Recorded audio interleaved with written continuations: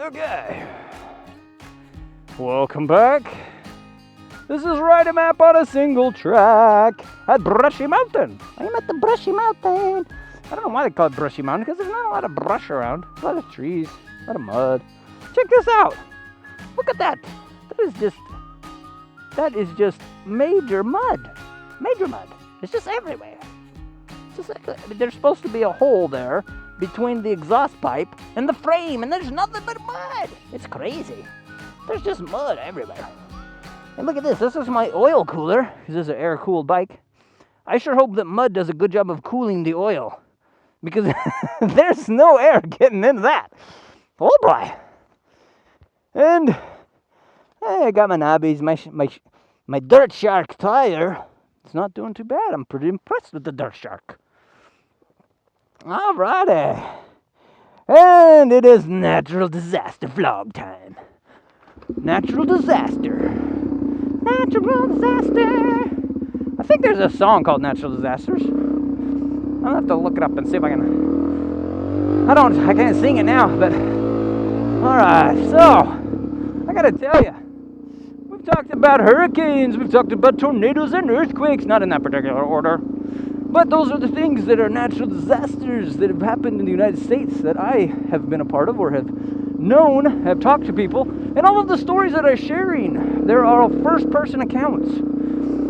I either was in them myself, or I heard it directly from someone that it happened to. Which is this story that I'm going to tell you right now as I go up this hill. No, I'm not going to say anything as I go up this hill because I got to climb. Oh boy, shifted to first.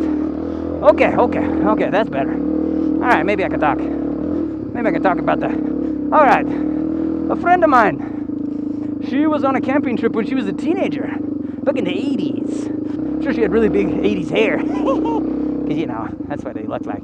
I'm sure she wore, like pastel, hot pink colors and yellows and stuff that are highly visible. Because that was really popular.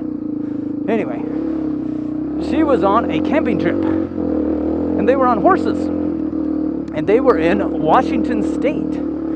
Now, what kind of natural disasters happened in Washington State, AMAP?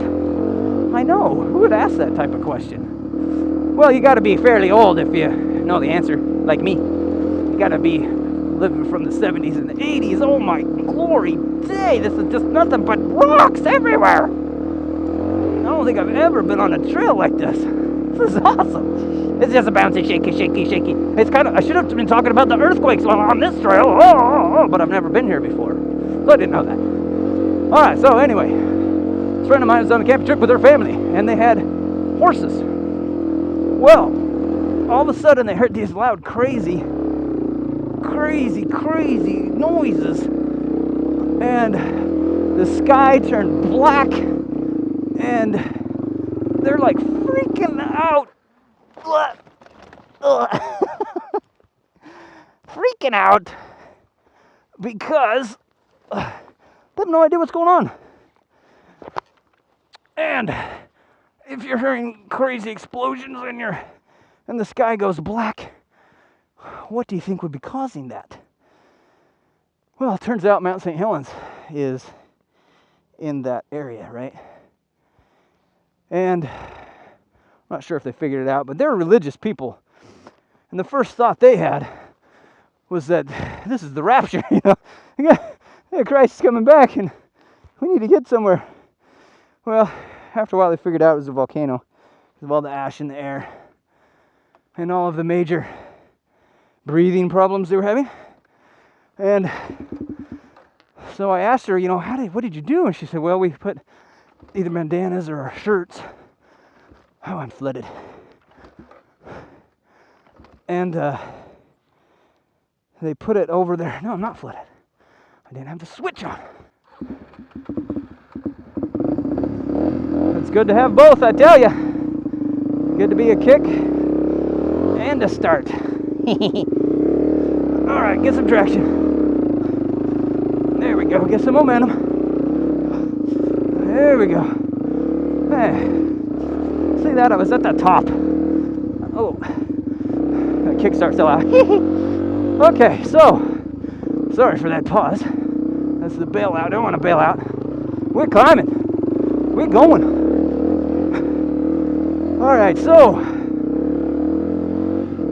these poor people are lost. Well, they weren't lost. They knew where they were. They knew where they were going. But when the sky turns completely black and there's ash falling from the sky from every direction, and you have to put a bandana or a shirt over your mouth so you can breathe, you can't see, right? And they were it's just amazing what they went through. Anyway, they woke up one morning and the horses were all dead. And they were like 14, 15 miles, 20 miles, something like that. I don't remember. I remember it was a big distance. And so they had to hike out. You know, they didn't realize, they thought that that somebody might be coming, but they couldn't count on it. And I can't imagine being her father, man. I mean, that would just be pressure. I've got to save my family. Again, they were religious people. And of course, they did a lot of praying and they did a lot of listening. When you pray, you know, if you just ask and don't listen, then good luck with that. So anyway, they end up getting out, and realized, of course, they kind of figured it was a volcano, and they found out it was Mount St. Helens, and just that major disaster that I was a part of. So, anyway, so there's another one. Volcanoes. Personally, haven't been in one.